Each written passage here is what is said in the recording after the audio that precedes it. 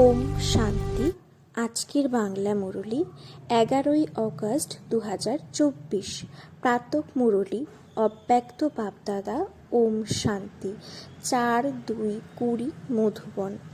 সময় অনুসারে স্বরাজ্য অধিকারী হয়ে সমস্ত আধ্যাত্মিক সাধন তীব্র গতিতে কার্যে প্রয়োগ করো। আজ বাপদাদা স্বরাজ্য অধিকারী বাচ্চাদের রাজ্যসভা দেখছেন। প্রত্যেক স্বরাজ্য অধিকারী পবিত্রতার লাইটের মুকুটধারী অধিকারের স্মৃতির তিলকধারী নিজের নিজের ভ্রুকুটির অকাল সিংহাসনে আসীন প্রতীয়মান হচ্ছে। এই সময় যত স্বরাজ্য অধিকার তোমরা অনুভব করো, ততই ভবিষ্যৎ বিশ্ব রাজ্যের অধিকারী হও। আমি কে বা আমার ভবিষ্যৎ কি, সেটা এখানে স্বরাজ্যের স্থিতি দ্বারা তোমরা নিজেরাই দেখতে পারো। বাপ দাদা প্রত্যেক বাচ্চার সদা স্বরাজ্যের স্থিতি দেখেছিলেন। নিরন্তর সব কর্ম করতে করতে, লৌকিক অলৌকিক কার্য করতে করতে স্বরাজ্য অধিকারীর নেশা কত সময় আর কত পার্সেন্টেজে থাকে। কারণ অনেক বাচ্চা নিজের স্বরাজ্যের স্মৃতি সংকল্প রূপে স্মরণ করে। আমি আত্মা অধিকারী। এক হলো সংকল্পে ভাবা, বারবার স্মৃতিকে রিফ্রেশ করা, এটা আমি। আরেক হলো অধিকারের স্বরূপে নিজেকে অনুভব করা, আর এই কর্মেন্দ্রিয় রূপী কর্মচারী তথা মন বুদ্ধি সংস্কার রূপী সহযোগী সাথীদের উপরে রাজত্ব করা, অধিকারের সাথে চালনা করা। যে রকম তোমরা সব বাচ্চা সবসময় অনুভব করো যে বাপ দাদা শ্রীমতে চালাচ্ছেন, আর তোমরা সবাই শ্রীমত অনুসারে চলছো। চালানোর মালিক চালাচ্ছেন, তোমরা তার নির্দেশিত পথে চলছো। ঠিক সেই রকমই হে স্বরাজ্য অধিকারী আত্মারা, তোমাদের স্বরাজ্যে তোমাদের সমস্ত কর্মেন্দ্রিয় অর্থাৎ কর্মচারী মন বুদ্ধি সংস্কার সব সহযোগী সাথী কি তোমাদের অর্ডারে চলছে? দুই একটা কর্মেন্দ্রিয় অল্প স্বল্প চঞ্চলতা দেখায় না তো? তোমার রাজ্য ল এবং অর্ডারের পরিবর্তে লভ আর ল এর যথার্থ রীতিতে চলছে? কি বুঝছো, চলছে নাকি একটু টাল বাহানা করে? যখন বলছো যে আমার হাত, আমার সংস্কার, আমার বুদ্ধি, আমার মন, তো আমার উপরে আমিরই অধিকার আছে, নাকি কখনো আমার অধিকারী হয়ে যায়, কখনো আমি অধিকারী হয়ে যায়?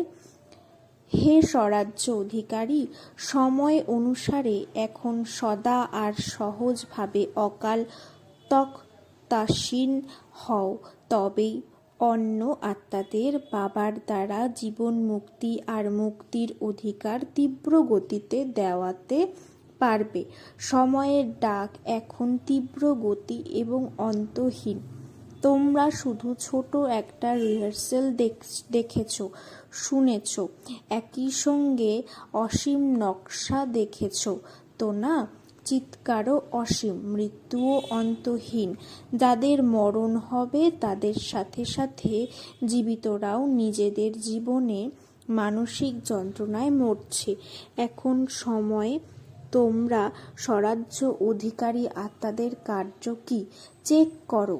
যেমন স্থূল সাধনের জন্য বলা হয়ে থাকে, ভূমিকম্প এলে এটা করতে হবে, যদি তুফান আসে তবে এটা করতে হবে, আগুন লাগলে তবে এটা করতে হবে। কার্যত তোমরা সব শ্রেষ্ঠ আত্মার কাছে যে সাধন আছে, সর্বশক্তি, যোগবল, স্নেহের চুম্বক, এই সব সাধন সময়ের জন্য প্রস্তুত আছে। সর্বশক্তি রয়েছে, কারো শান্তির শক্তি প্রয়োজন, কিন্তু তুমি যদি আর কোনো শক্তি দিয়ে দাও তবে সে সন্তুষ্ট হবে। যেমন কারো জল চাই আর তুমি তাকে 36 রকমের ভোজন দিয়ে দাও, তবে কি সে সন্তুষ্ট হবে? সুতরাং এভার রেডি হওয়া শুধু অশরীরী হওয়ার জন্য নয়, সে তো হতেই হবে, কিন্তু যে সাধন স্বরাজ্য অধিকারের অধিকারী দ্বারা প্রাপ্ত হয়েছে, পরমাত্ম অধিকার হিসেবে প্রাপ্ত হয়েছে, সেসব অধিকার এভার রেডি আছে। এমন তো নয় যেমন সমাচারে শোনো যে মেশিনারি এই সময় প্রয়োজন, অথচ ফরেন থেকে আসার পর তা কার্যে প্রয়োগ করা হয়েছে। তাহলে সাধন তো এভার রেডি থাকলো না, তাই না? সব সাধন সময় মতো কার্যে প্রয়োগ করতে পারেনি, কত লোকসান হয়ে গেছে। তো হে বিশ্ব কল্যাণকারী, বিশ্ব পরিবর্তক আত্মারা, সমূহ সাধন এভার রেডি আছে। সর্বশক্তি তোমাদের অর্ডারে চলছে। অর্ডার করলে অর্থাৎ সংকল্প করলে নির্ণয় শক্তির আর সাথে সাথে সেকেন্ডেরও কম সময়ে নির্ণয় শক্তি হাজির হয়ে বলল, স্বরাজ্য অধিকারী হাজির। এই রকম অর্ডারে রয়েছে নাকি নিজের মধ্যে আনতে 1 মিনিট লাগবে আর তারপরে অন্যকে দিতে পারবে? কারো যা চাই তা যদি সময় মতো দিতে না পারো তাহলে কি হবে? তো সব বাচ্চার হৃদয়ে এই সংকল্প তো চলছেই, ভবিষ্যতে কি হওয়ার আছে আর কি করতে হবে। হওয়ার জন্য তো অনেক কিছু আছে। তোমাদের বলা হয়েছিল তো না যে এটা তো রিহার্সেল। এই 6 মাসের প্রস্তুতির ছোট ঘন্টা বেজেছে, বড় ঘন্টা বাজেনি। প্রথমে ঘন্টা বাজবে, পরে কারা না কারা বাজবে। ভয় পাবে, একটু একটু ভয় পাবে। শক্তি স্বরূপ আত্মাদের কি স্বরূপ দেখানো হয়েছে? সমূহ শক্তি বা শক্তি স্বরূপে পাণ্ডবও এসে গেছে, তো শক্তিও এসে গেছে। শক্তির কাউকে সদা 4 ভুজ, কাউকে 6 ভুজ, কাউকে 8 ভুজ, কাউকে 16 ভুজ দেখায়, সাধারণ দেখায় না। এই সমূহ ভুজ সর্বশক্তির সূচক। সেই জন্য সর্বশক্তিমান দ্বারা প্রাপ্ত নিজের শক্তি সমূহ ইমার্জ করো। তার জন্য এটা ভেবো না যে সময় হলে ইমার্জ হয়ে যাবে, বরং সারা দিনে নিজের জন্য বিভিন্ন শক্তি ইউজ করে দেখো। সবচাইতে প্রথম অভ্যাস স্বরাজ্য অধিকার সারা দিনে কতদূর পর্যন্ত কার্যে প্রয়োগ হয়। আমি তো আত্মা মালিক, এটা নয়। মালিক হয়ে অর্ডার করো আর চেক করো সব কর্মেন্দ্রিয় আমি রাজার লভ আর ল অনুসারে চলে। অর্ডার করলে মনমনা ভব আর মন চলে গেলে নেগেটিভ আর ওয়েস্ট থটসে, তাহলে কি লাভ আর লতে ছিল? অর্ডার করলে মধুরতা স্বরূপ হতে হবে, আর সমস্যা অনুসারে পরিস্থিতি অনুসারে ক্রোধের মহারূপ না হোক, কিন্তু সূক্ষ্মরূপে রোষ অথবা বিরক্তি উদ্রেক হচ্ছে, তাহলে কি সেটা অর্ডারে রয়েছে? তুমি অর্ডার দিলে আমাকে নির্মাণ হতে হবে বা নিরঅহংকারী হতে হবে, কিন্তু বায়ুমণ্ডল অনুসারে তোমরা ভাবো কত সময় ধরে নিজেকে দমন করে চলবে, কিন্তু কিছু তো দেখানো দরকার। আমাকেই দমে থাকতে হবে, আমাকেই মরতে হবে, আমাকেই বদলাতে হবে। এটা কি লাভ আর অর্ডার? সেই জন্য বিশ্বের প্রতি আর্তনাদকারী দুঃখী আত্মাদের প্রতি কৃপা করার আগে নিজের প্রতি কৃপা করো, নিজের অধিকার সামলাও। পরে গিয়ে তোমাদের চতুর্দিকে সকাশ দেওয়ার, ভাইব্রেশন দেওয়ার, মনসা দ্বারা বায়ুমণ্ডল বানানোর অনেক কার্য করতে হবে। আগেও তোমাদের বলা হয়েছিল, এখনো পর্যন্ত যারা যারা যে সেবার নিমিত্ত হয়েছো খুব ভালো করেছো আর করবেও, কিন্তু এখন সময় অনুসারে তীব্র গতিতে আরও অসীম সেবার আবশ্যকতা আছে। এখন আগে প্রতিটা দিন চেক করো স্বরাজ্য অধিকার কতটা থেকেছ। আত্মা মালিক হয়ে যেন কর্মেন্দ্রিয়কে চালনা করে, যেন স্মৃতিস্বরূপ থাকে যে আমি মালিক, এই সাথীদের দ্বারা সহযোগীদের দ্বারা কার্য করাচ্ছি। স্বরূপে যদি নেশা থাকে তবে এই সব কর্মেন্দ্রিয় আপনা থেকেই তোমাদের সামনে হাজির হুজুর করবে, পরিশ্রম করতে হবে না। আজ ব্যর্থ সংকল্প মুছে ফেলো, আজ সংস্কারকে একেবারে নষ্ট করে দাও, আজ নির্ণয় শক্তিকে সুস্পষ্ট করো। এক মুহূর্তে সব কর্মেন্দ্রিয় এবং মন বুদ্ধি সংস্কার যা তোমরা চাও সেটাই করবে। এখন বলো, বাবা চাই তো এটাই, কিন্তু এখনো এতটা হয়নি। তারপরেও আবার বলবে, যা চাই তা হয়ে গেছে, সহজ। সুতরাং বুঝেছ কি করতে হবে। নিজের অধিকারের সফলতা কার্যে প্রয়োগ করো, অর্ডার করো সংস্কারকে। সংস্কার কেন তোমাকে অর্ডার করে? সংস্কার সম্পূর্ণভাবে নষ্ট হয় না কেন? বেঁধে আছে সংস্কার তোমার অর্ডারে। মালিক ভাব আনো। অন্যদের সেবা করার অনেক অনেক অনেক অনেক আবশ্যকতা আছে। এ তো কিছুই না। খুব সংকটময় সময় আসার আছে। এমন সময় তোমরা উর্তিকলার দ্বারা পরিভ্রমণ করে থাকো। যারা শান্তি চায়, যারা খুশি চায়, যারা সন্তুষ্টতা চায়, ফরিস্তা রূপে সকাশ দেওয়ার জন্য পরিক্রমণ করবে, আর তারা তা অনুভব করবে যেমন এখন অনুভব করে, তাই না? জল পেয়েছে আর তাদের তেষ্টা অনেক মিটে গেছে। খাবার পেয়েছে, টেন্ট পেয়েছে, সহায়তা পেয়েছে। তারা এমন অনুভব করবে ফরিস্তাদের থেকে শান্তি পেয়েছে, শক্তি পেয়েছে, খুশি পেয়েছে। এভাবে অন্তর্বাহক অর্থাৎ তোমাদের অন্তিম স্থিতি, পাওয়ারফুল স্থিতি তোমাদের অন্তিম বাহন হবে, আর চক্র ভ্রমণ করতে করতে সবাইকে শক্তি দেবে, স্বাচ্ছন্দ্য দেবে। তোমাদের এই রূপ তোমাদের সামনে আসে, ইমার্জ করো। কত ফেরেশতা চতুর্দিকে ভ্রমণ করছে, তারা সকাশ দিচ্ছে। তখন বলবে, তোমরা যে এটা গীত বাজাও না, শক্তি এসে গেছে। শক্তির দ্বারাই সর্বশক্তিমান আপনা থেকেই প্রত্যক্ষ হয়ে যাবেন।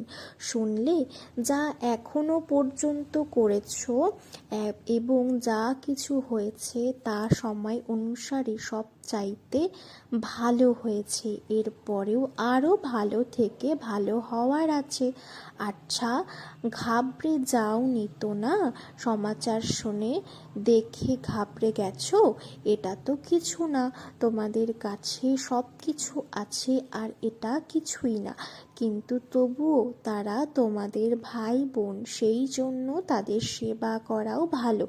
এখন রাজ্য অধিকার, তোমাদের অকাল তখ্তে বসে থাকো, ওঠানামা করো না।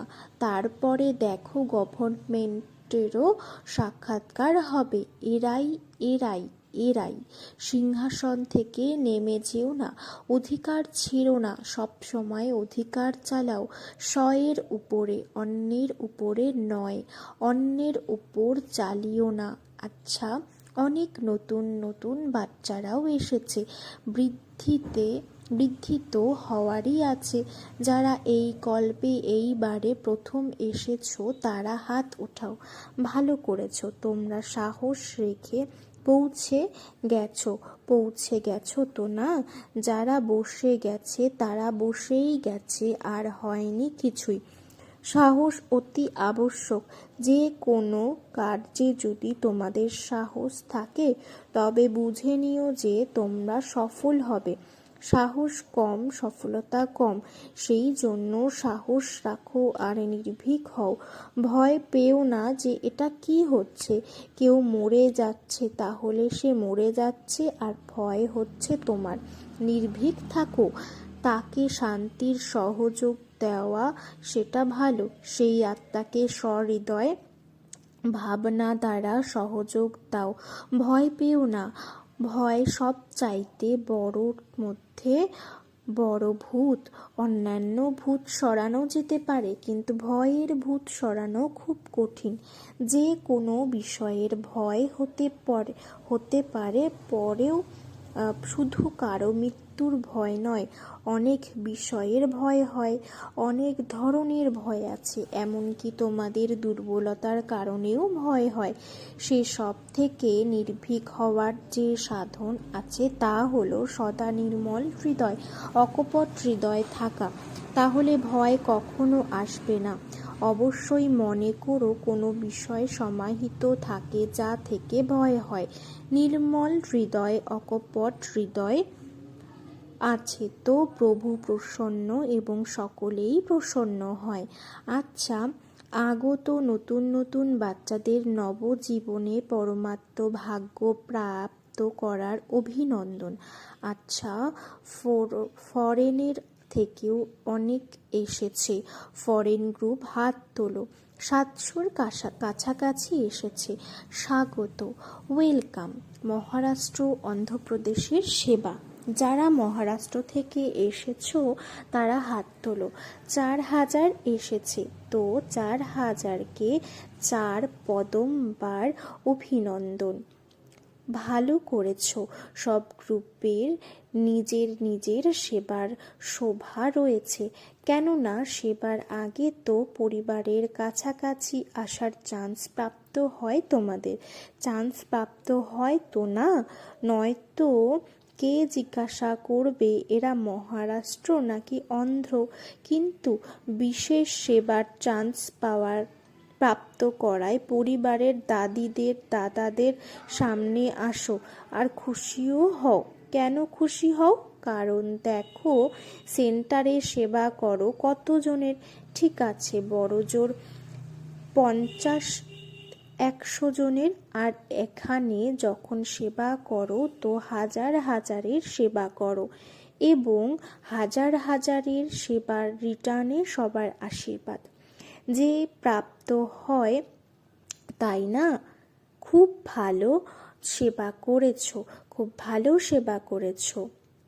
এই আশীর্বাদ নির্গত হয়।